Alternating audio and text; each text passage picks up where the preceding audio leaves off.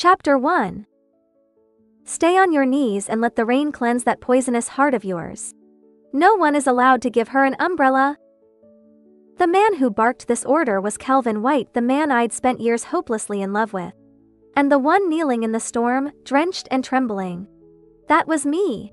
The rain poured down in sheets, stinging my skin and blinding my eyes, but despite it all, I started to laugh.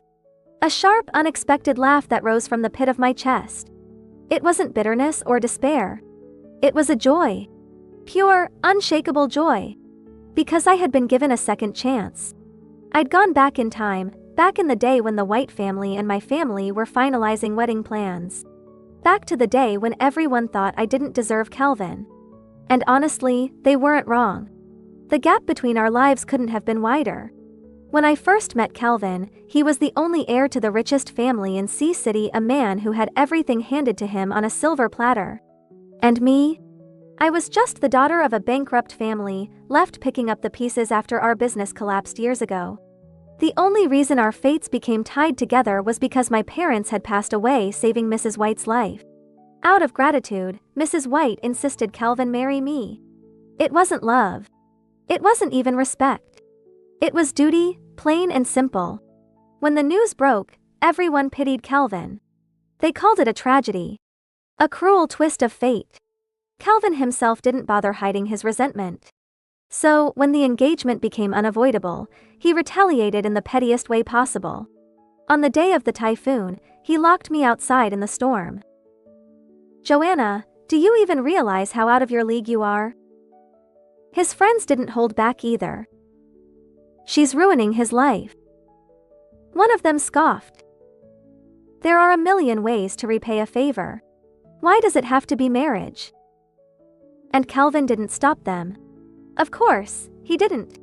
He hated me more than anyone. In my previous life, I didn't fight back.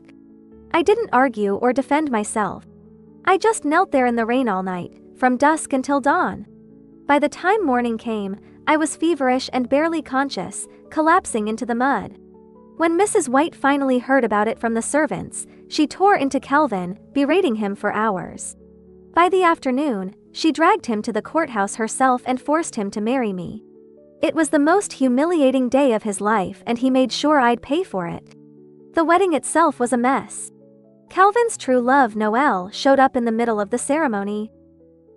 "Kelvin," she said, her voice shaking with emotion. "If I asked you to leave with me right now, would you?"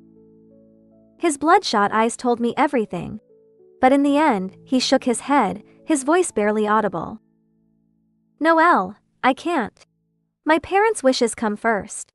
This is the end for us." Noelle's face crumpled. She let out a bitter laugh, reached into her bag, and pulled out a bottle of pesticide. Before anyone could stop her, she drank it all in one go. Kelvin shouted her name, trying to stop her, but it was too late. All he could do was hold her as her body convulsed in his arms, blood spilling from her lips. Her white dress was stained crimson by the time her body went still. From that moment on, I became the villain in everyone's story. The woman who ruined a perfect love. The one who drove Noelle to her end. In Kelvin's eyes, I was the reason everything fell apart. And he made me pay for it. For years, he humiliated me, tormented me, and treated me like dirt. I wasn't allowed to leave the house or speak to anyone. Every day, he forced me to kneel in front of Noelle's memorial, reciting apologies for sins I didn't commit. He'd find new ways to hurt me, forcing me to eat foods I was allergic to, just to save me at the last moment. "Now you know what she felt," he'd say. My body became a map of scars, each one a testament to his cruelty.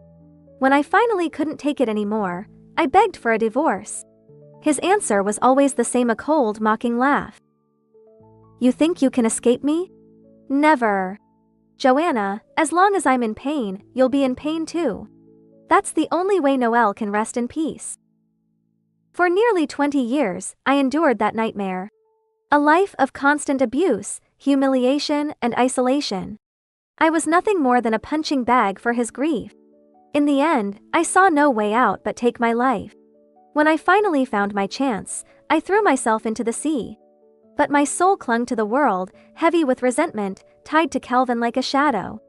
And that's when I saw the truth. Noelle hadn't gone. She'd faked her accident to pursue her modeling career abroad. Years later, she returned, alive and radiant, as though nothing had ever happened. Kelvin? He was overjoyed. His grief vanished in an instant, replaced by love-struck devotion. The woman he had destroyed me for was back, and everything else including me was forgotten. He proposed to her again and again, buying her anything she wanted. A lavender field overseas, a diamond necklace worth millions, nothing was too much if it made her smile. Their love story became legendary. The media couldn't get enough of it. The dashing CEO and the stunning supermodel. The perfect couple. Their final engagement was broadcast everywhere. People called them soulmates, a match made in heaven. And me? I was nothing more than a decaying corpse at the bottom of the sea.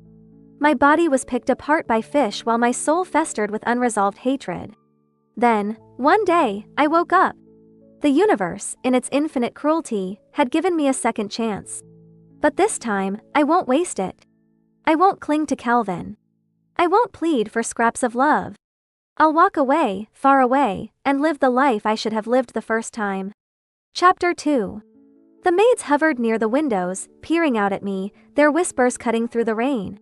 I didn't need to hear the words to know what they were saying. Their smirks, their condescending glances, everything about them screamed mockery. I didn't care. Not anymore. Ignoring them, I stood up, my legs trembling from hours of kneeling, and walked away. When I got back to my small rented apartment, I peeled off my soaked clothes and stepped into a hot shower. The water burned against my chilled skin, but I welcomed the heat. It was as if I could wash away not just the rain but also the humiliation clinging to me. Everyone knew the story. I was the pathetic girl who thought she could reach for someone out of her league. And for years, I played my role perfectly. I bent over backward for Kelvin, always trying to make his life easier, always thinking of ways to please him. Every little detail, every small decision, I planned with him in mind. I knew he loved mountaineering. It was one of the few things that made him genuinely happy. But he was always too busy with work to go. So, I spent weeks staying late at the office, finishing his projects for him and clearing his schedule. I booked the best climbing gear, reserved tickets to the park, and even hired a guide. All because I'd overheard him say he wanted to see the sea of clouds from the top of the mountain, but in my last life, all that effort had meant nothing. The moment he found out I was the one who planned the trip, he refused to go. No hesitation, no second thoughts, just outright rejection. Instead, he went to the beach with Noelle. Her wishes, of course, always came first. And as if that weren't enough, I wasn't even allowed the dignity of staying behind. Kelvin insisted I tag along as some kind of assistant, carrying their bags and catering to their every whim. That night, when the storm rolled in, Noelle accidentally dropped one of her earrings on the beach. Kelvin ordered me to find it. I searched the shoreline for hours, the waves crashing around me, until one finally pulled me under.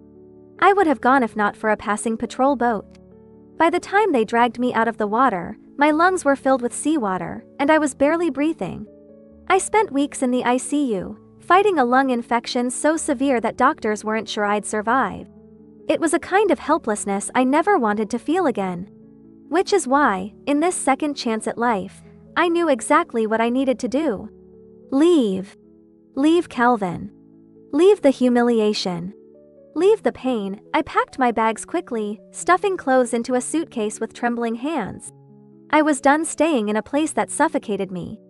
A friend had offered to let me stay with them for a while, and I was ready to take them up on it, but as I dragged my suitcase downstairs, ready to call a cab, I saw him. Kelvin was leaning against his car, waiting. His dark eyes swept over me, landing on the suitcase in my hand. His expression hardened instantly, his mouth curling into that same familiar sneer that had once made me feel so small. Without a word, he strode over, grabbed my suitcase, and tossed it to the ground like it was trash. A low, mocking laugh escaped his lips. "Well, look at you," he said, his voice dripping with sarcasm. "Finally growing a backbone, are we?" I straightened, meeting his gaze head-on. "What do you want, Kelvin?" He crossed his arms, his eyes narrowing. Shouldn't I be asking you that? What's this, another one of your games?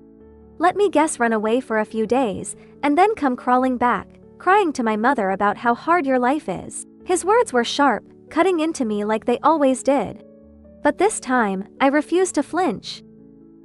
Do you ever get tired of this? He continued, his voice rising.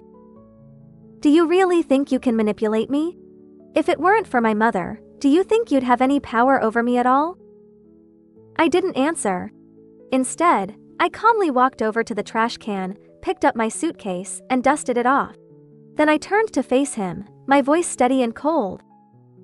Manipulate you? Don't flatter yourself, Kelvin. Why would I waste my time on someone like you? He blinked, stunned into silence for a moment. It was a rare sight, Kelvin, speechless. But before I could savor it, a soft, familiar voice interrupted us.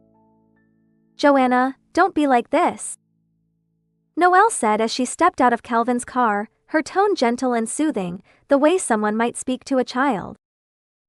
Kelvin didn't mean it when he made you kneel in the rain. He was just upset. You know how he gets. She approached me, her expression filled with pity. You two grew up together. There's a bond there. If you just talk to him, he'll listen. He wouldn't really make you kneel all night. Her words only made Kelvin's glare sharpen. The disgust in his eyes burned even hotter. That look, it was the same one he'd given me the day he and Noelle became a couple. The same look of disdain, as if I was nothing more than an inconvenience. Back then, I'd fought with him, desperate to understand why he'd changed so much. His friends had turned the entire school against me, mocking me as a schemer, a liar. Noelle's friends had joined in, bullying me relentlessly while she stood by, pretending to be innocent. I'd tried to escape it all, retreating into myself, but Mrs. White misunderstood, thinking I was suicidal. She'd ordered Kelvin to stay away from Noelle, but it didn't matter. The bullying continued. And Kelvin? He'd just watched from the sidelines, never once lifting a finger to help me, shaking off the memory. I forced myself to focus on the present. I wasn't that girl anymore. I'm not running away, I said firmly. I'm going to climb mountain. That's all. Kelvin snorted. Climb? That's the excuse you're going with? Before I could respond, Noelle touched his arm, her voice soft and sweet. Kelvin, why don't we invite Joanna to the beach with us? She might feel lonely if she's by herself.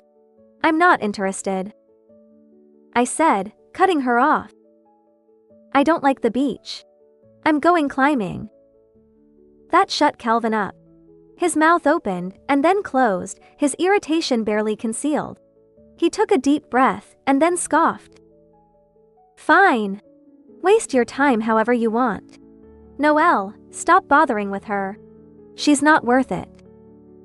Noelle gave me a helpless, pitying look, and then stepped forward as if to hug me.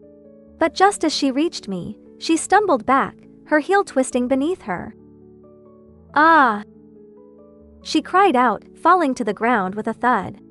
Her delicate skin scraped against the pavement, leaving angry red marks. Tears welled up in her eyes as she looked up at me, her expression filled with heartbreak. I was just trying to help, she whispered, her voice trembling. I didn't think you'd push me. Chapter 3. Joanna, you're unbelievable. Kelvin's voice was sharp, cutting through the silence like a blade.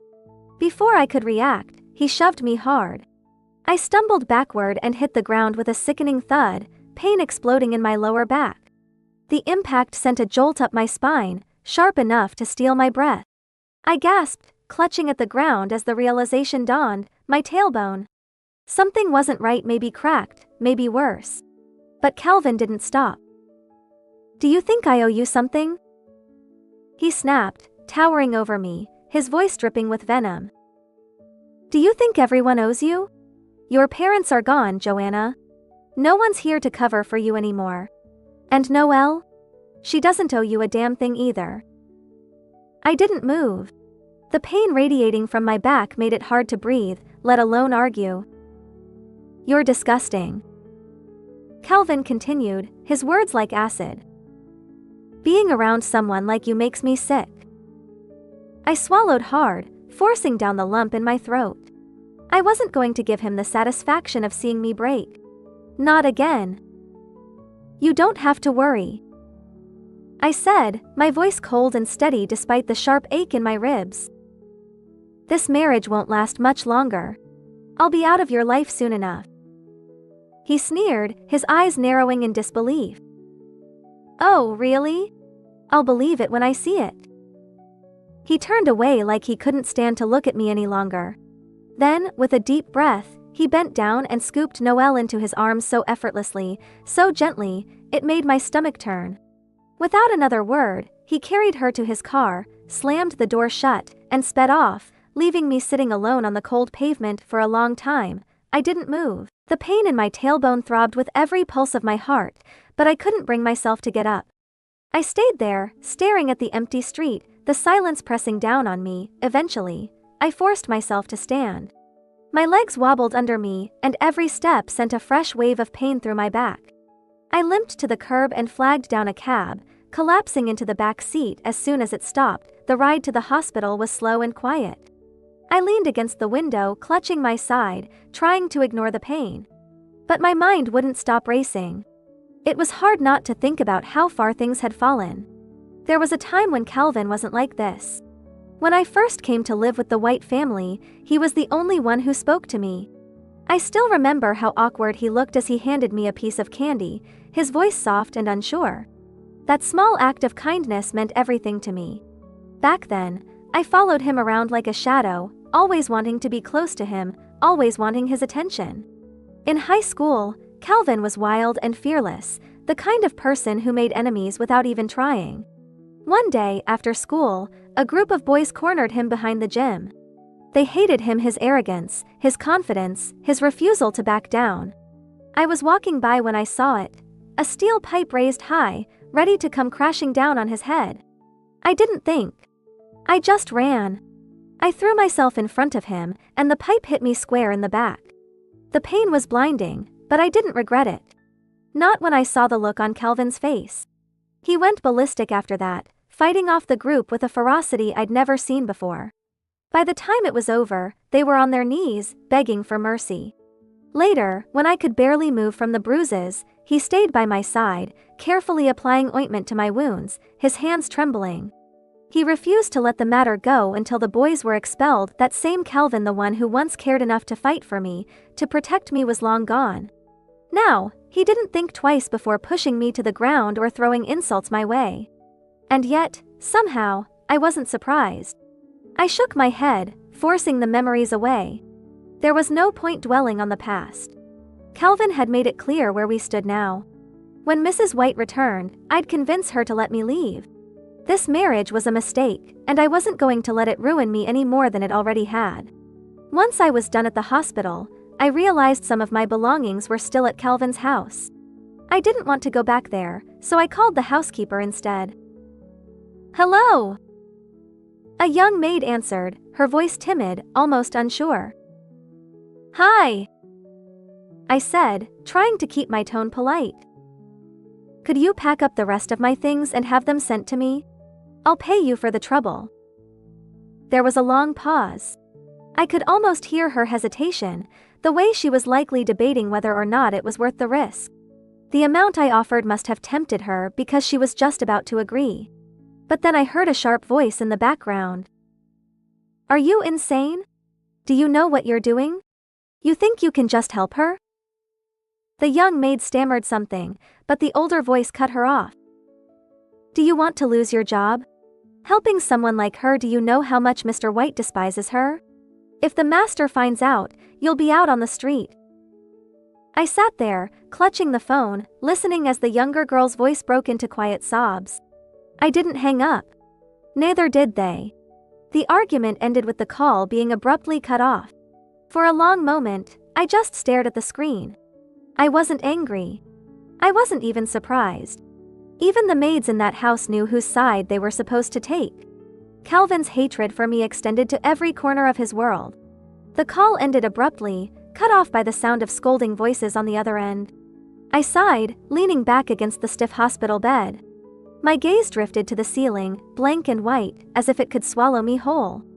Mrs. White was always busy running the family business, traveling for meetings, managing countless affairs. She'd raised Kelvin on her own, but her absence created a vacuum. One he was more than happy to fill. In the White household, Kelvin's word was law. From the moment I stepped into his house, he made sure everyone knew I didn't belong. No one was allowed to help me. No one was allowed to speak to me. I became invisible. Cooking, cleaning, laundry, I did it all myself. Even when I was sick or exhausted, there was no one to turn to. The maids would scatter like frightened birds the moment they saw me approach. But it didn't matter. I'd lived this way for over 20 years. I didn't need anyone's help. I stopped expecting kindness or sympathy a long time ago. Later, the doctor came to check on me. He flipped through my chart, his expression neutral but firm. "How much longer until I can leave?" I asked, trying to sound casual. He glanced at me over the rim of his glasses. "A fractured tailbone isn't something to take lightly. You'll need to stay a few more days to rest properly." I pressed my lips together but didn't argue. Eventually, the day came. I packed my things and returned to the Gu household to collect the rest of my belongings. The moment I walked through the door, the maids froze. They exchanged quick glances, their eyes darting toward me and then away as if I were a ghost haunting the halls. Not a single one of them offered to help. I didn't ask them to. I moved through the house quietly, packing up my things piece by piece. By the time I was done, my suitcase was bursting at the seams. I hauled it out myself, my arms aching, and loaded it into the cab waiting outside. From there, I went straight to my friend's apartment. I'd already canceled the lease on my old place. For the next few weeks, until the divorce was finalized and my paperwork to leave the country was ready, I'd be staying with her. When everything was done, when I was finally free, I would leave this place without looking back. A week passed. Then, one evening, Kelvin called. His voice was rough and low, like he'd just woken up. Or maybe he was still drunk. "Where the hell have you been?" I didn't answer, but he didn't wait for one. "You know the place. Same room as always. Get here." The arrogance in his tone made me pause. I was at my desk, surrounded by visa paperwork and documents I still needed to sort through. My head was pounding from hours of staring at forms, and now this. "If you need something, just say it." I replied flatly. "I'm busy." The line went quiet. For a moment, I thought he'd hung up. The background noise, the faint hum of a television, muffled voices faded away. "Kelvin." I said his name again, my patience thinning. Finally, he spoke, his voice sharper this time. "I asked you a question. Where have you been?" I sighed, leaning back in my chair, too tired to argue. "You said seeing me makes you sick, remember? So I've been doing you a favor by staying out of sight." I paused, letting the silence stretch between us. "Don't worry. The divorce papers will be on their way soon enough." I could hear him suck in a sharp breath, the frustration thick in his silence. Then came the sneer I'd grown so used to. "You think this little disappearing act of yours is clever?" he said, his tone dripping with mockery. "What happened to the woman who used to throw herself at me? Where did she go?" He didn't wait for a response. "Oh, I get it. You think playing hard to get will suddenly make me care. Let me save you the trouble, it won't." I stayed silent, still focused on figuring out how to speed up one particularly tricky document for my visa. "Let me make something clear," he continued, his voice hard and cold now. "Whatever game you're playing, it won't work. And if you even think about dragging Noelle into your mess, I won't let you off so easily." I barely heard him. My mind was still preoccupied with logistics.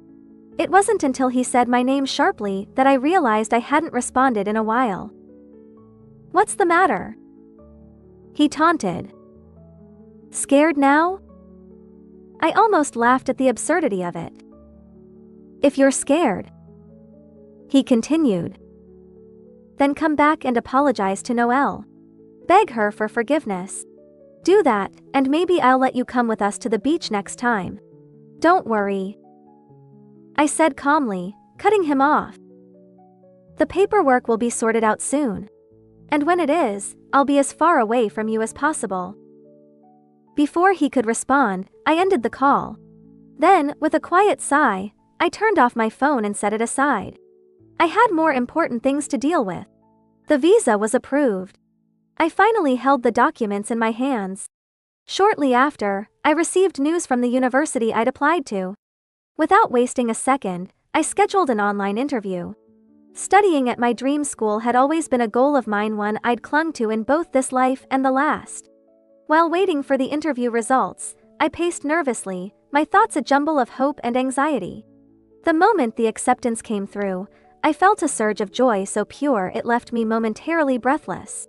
But just as I was about to text my friend to celebrate, Kelvin's name flashed across my phone screen. Mom's back, he said coldly when I answered. She wants a family dinner. His words left no room for negotiation. Suppressing my irritation, I sent a quick message to cancel my celebratory plans and headed to the White household. The house was as cold and oppressive as ever. When I arrived, the maids opened the door without a word, their faces blank and detached. Walking into the dining room, I was met with a scene that felt all too familiar. Kelvin sat stiffly at the table, his expression a mix of frustration and disgust, while Noelle stood beside him, her eyes red and puffy from crying. I didn't need to ask what had happened. It was obvious they'd been arguing before I arrived. The moment Kelvin saw me, he stood, grabbed Noelle's arm and started toward the stairs. Lost my appetite, he muttered, his voice laced with disdain. I ignored him. His words had long since lost the power to hurt me. Instead, I quietly took a seat across from Mrs. White. It's been a while, I said with a polite smile. She returned the smile, though it barely reached her eyes. It has. My dear, you look so pale. Have you been eating properly? Is Kelvin giving you a hard time again? I avoided her question, turning my attention to the food instead. The dishes tonight are amazing, I said lightly, hoping to steer the conversation away. Mrs. White sighed but didn't press further. Kelvin just doesn't understand how good you are, she murmured, almost to herself. I studied her quietly. This woman had always treated me like a daughter, and in my previous life, she'd tried to protect me. When Kelvin's cruelty became unbearable, she had wanted to help me escape. But by then, it was too late. Kelvin had replaced her trusted staff with his own people, isolating her as much as he had me. When news of my accident reached her, the shock had left her bedridden with a stroke. I didn't blame her. She had tried. The fault was mine, I had been too blind to nave. Taking a deep breath, I decided it was time to speak. Mrs. White, I began, my tone steady but firm. I've been giving this a lot of thought lately. Her brows furrowed slightly, concern flashing in her eyes. Since the wedding, nothing has improved between Kelvin and me. He hasn't changed how he feels about me, and the ceremony itself was humiliating. I hesitated for a moment before continuing. If things stay the way they are, we'll only grow to resent each other more. It's better to end it now. Divorce would give him the freedom to pursue what he truly wants. Mrs. White froze, her expression tightening as the weight of my words sank in. You and Kelvin, she began, her voice trembling slightly. I've watched the two of you grow up together. Does it really have to come to this? Yes, I said softly but firmly, meeting her gaze. For a long moment, she said nothing. Then finally, she sighed a deep, weary sound that seemed to carry the burden of years. If that's what you want, I won't stop you, she said, her voice heavy with resignation. A strange sense of relief washed over me. It felt as though a boulder had been lifted off my chest. After dinner, I stood to leave. But before I could reach the door, Noelle stepped in front of me, blocking my path. Joanna, she said, her voice dripping with mock sweetness. You've been freeloading off the White family for years. Surely it's not too much to ask for you to do something useful for once? How about changing the sheets in Kelvin's bedroom? I looked at her, unimpressed by her theatrics. There are maids for that. I replied flatly. I turned to leave, but before I could take another step, she grabbed my wrist and yanked hard. The next thing I knew, she collapsed to the floor with a piercing scream. Ah! It hurts! She wailed, clutching her stomach dramatically. Her cry was so loud it echoed through the house. Within seconds, Mrs. White and Kelvin came running. Kelvin's eyes immediately locked on Noelle, who was sobbing on the floor. He scooped her up in his arms, his expression dark with fury. Then he turned to me, his voice cutting like a blade. Joanna! I warned you! He snarled. I told you to stay away from Noelle, and yet here you are, hurting her again. Mrs. White stepped in between us, holding up her hands. Kelvin, calm down. Joanna wouldn't do something like this. But Kelvin wasn't listening. His fists clenched, his jaw tight with anger. Mom, why can't you see her for what she really is? He shouted. She's manipulative and cruel. She's been poisoning your mind since the day you forced me to marry her. He pointed a shaking hand at me, his voice rising. Look at her. She's vile. Before anyone could respond, Noelle let out another wail. Kelvin, our baby. She sobbed, her voice trembling. Our baby is gone. Kelvin's face turned red, his breath coming in sharp, shallow gasps. His eyes, bloodshot with rage, snapped back to me. You'll pay for this. He hissed. I swear you'll pay for what you've done. The chaos around me was deafening, shouts and accusations flying from every direction. My head throbbed from the noise. Enough! I stepped past Mrs. White, who was still trying to shield me, and walked straight up to Kelvin. Before he could utter another word, I slapped him across the face. Take a good look at yourself, you idiot. I snapped, my voice cutting through the noise like a whip. His hand flew to his cheek, his eyes wide with shock. You don't need to worry, I said coldly, my tone sharp and unwavering. Soon enough, I won't be your wife anymore. Chapter 5. Kelvin, how long are you going to be an idiot? Whether it was my slap or my words, Kelvin was too shocked to react. After scolding him, I said goodbye to Miriam and left. As I reached the bus stop, I collapsed. The doctor had warned me to rest after my tailbone fracture. I had been busy with the visa application, staying up late and running around.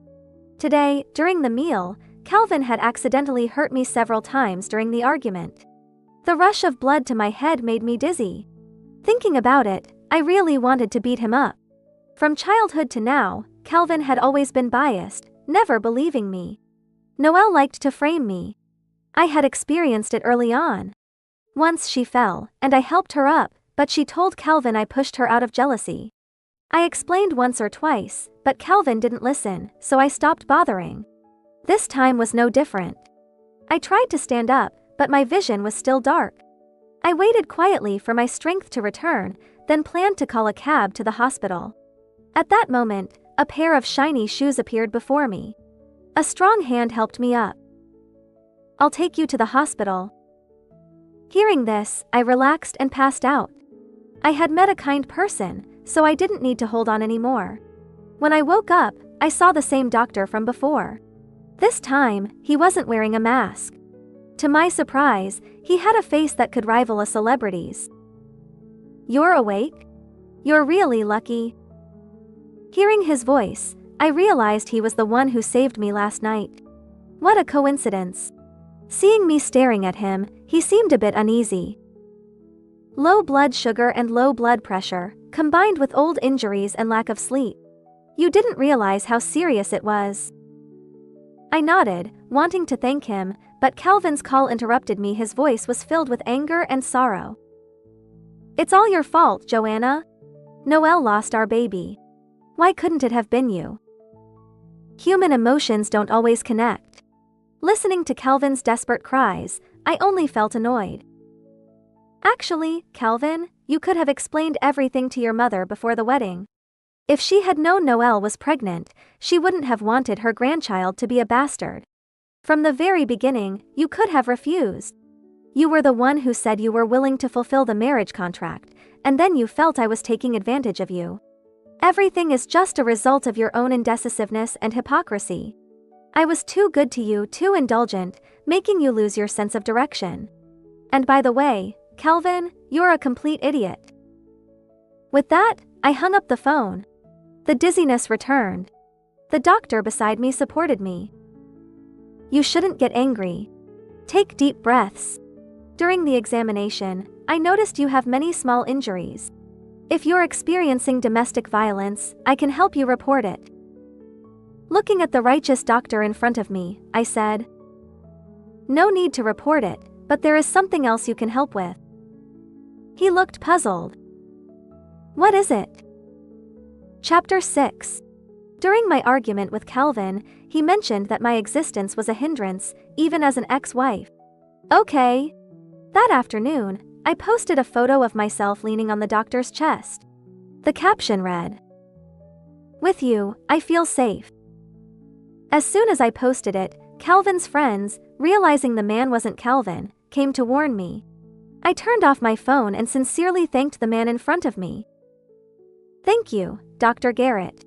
Your medical skills are excellent, and you have a kind heart. Dr. Garrett shook his head, a slight smile on his lips. You're too kind. After a few days of recovery, I planned to leave the hospital. Before I left, Garrett found me. Miss Joanna, is a verbal thank you all I get?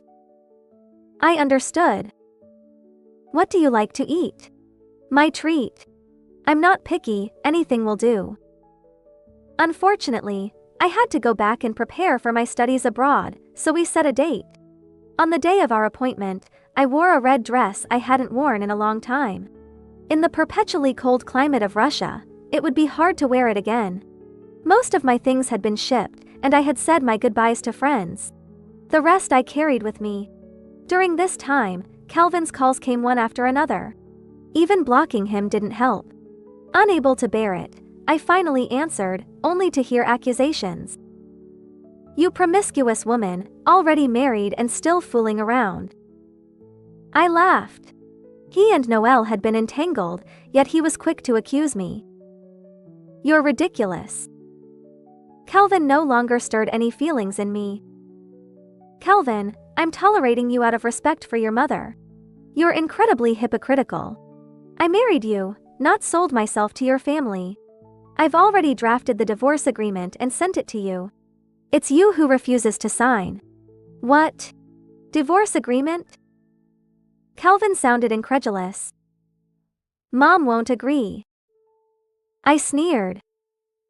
Why don't you ask her? She agreed during that dinner.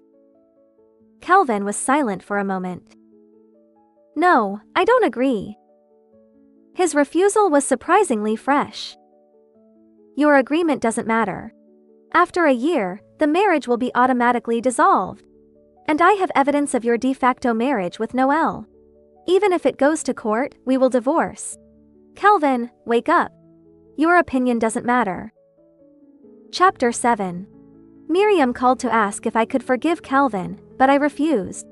Ending this marriage was a relief for me. During my meal with Garrett, I was very happy. He was knowledgeable and cultured. At the end of our conversation, he suddenly said, Miss Joanna, I know this might be abrupt. But, would you marry me? I was stunned. Just as I was hesitating, Kelvin burst in. He punched Garrett in the face. So you're the one she's been seeing. Fortunately, Garrett was quick and dodged. I stood between them and shouted at Kelvin. Are you crazy? Kelvin grabbed me. I thought you were just angry with me, but you're really involved with someone else. I shook off his hand forcefully. Are you stupid? I've made it clear, we're already divorced. Kelvin looked hurt. You're yelling at me for another man. I was exasperated. Should I be protecting you? We're divorced. I don't love you anymore. Kelvin stubbornly shook his head. I don't believe it. And you killed my child. I won't let you get away with it. I had to spell it out. You need to use your brain. There are so many cameras at home. Can't you check them? I was planning to divorce you that day. Why would I go after Noelle? Look into it properly. The one who betrayed you isn't me. With that, I pulled Garrett away, but Kelvin blocked us again. You're not leaving. Garrett stepped forward, worriedly supporting me. Be careful. It's easy to lose the baby at this stage. Should we call the police? I looked at him, then quickly understood his intention and covered my stomach. Kelvin, if you hurt my baby, I'll never forgive you. Kelvin's eyes turned red, staring at my stomach. Come back with me, and I'll forgive you this once. I laughed. Are you joking? I have a loving husband and a child. Why would I go with a jerk like you? Kelvin was stunned by my words. I took the opportunity to pull Garrett away. This place is too dangerous. Let's go somewhere else to eat. Garrett protectively held me and agreed. Chapter 8. What happened next? I heard from friends still in the city. After returning, Kelvin thoroughly investigated Noelle. Noelle's actions couldn't withstand scrutiny. It turned out Kelvin wasn't the only fish in Noelle's pond. To be safe, Noelle had ambiguous relationships with many people in Kelvin's circle. The child's paternity was unclear. Kelvin was furious and kicked Noelle out of his house after a big fight. Noelle tried to seek refuge with other men, but the news had spread in their circle. Parents warned their children to stay away from Noelle, who had a bad reputation and had broken up white family. Under Kelvin's influence, Noelle had no place to stay in the city. She was used to Kelvin's support and refused to work for a living. Desperate, she thought of me. She started a live stream, telling a story of how a vicious woman ruined her relationship and caused her to lose her child. She also spread rumors to make money and punish me. For a while, ignorant netizens flooded my social media with insults. Some even found the university I applied to and left messages on the school's website, demanding my admission be cancelled. I quickly contacted Miriam and obtained the surveillance footage from that day. While I was organizing the evidence, Kelvin called. Out of respect for Miriam, I answered. Joanna, I'm sorry about Noelle. You've wronged me in many ways. I don't have the energy to argue with you. Don't call me again. I didn't mince words. Kelvin hesitated. Joanna, if I give you the surveillance footage, will you forgive me? Huh? His audacity left me speechless. Even if I didn't have the footage, I had other ways to prove it. Kelvin and Noelle had never hidden their relationship. He still thought he could use this to threaten me. My silence made Kelvin think I was moved. He continued. Seeing Noelle's true colors made me realize your sincerity. You once loved me so much. You can't just stop loving me. Come back to me. I'll deal with Noelle. I hung up, not wanting to hear more nonsense. After posting the evidence online, some people still defended Noelle, but they were quickly silenced by righteous netizens. Noelle had signed some endorsement contracts, but her reputation was now in ruins, and she had to pay huge penalties. After clearing my name, I blocked all of Kelvin's contacts and changed my phone number. After returning from studying abroad, I visited Miriam. We had kept in touch over the years without Kelvin knowing. Miriam had aged significantly. I thought after you and Kelvin got married, I could hand over the company and rest easy. Now I see it's Kelvin's loss. I wanted to comfort her, but she waved me off. I've come to terms with it. I was keeping the company for Kelvin's father. If it fails under Kelvin, so be it. I've worked hard all my life and have no regrets. As we chatted, Kelvin returned. Seeing me, his lifeless eyes lit up with joy. Joanna, you're here. I'm here to see Miriam.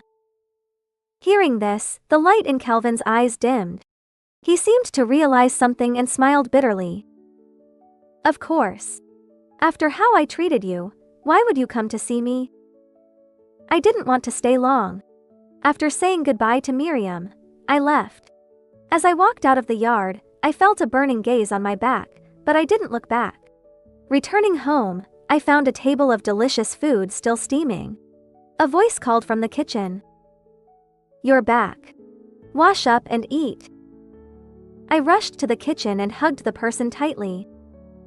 Dr. Garrett, your cooking smells amazing.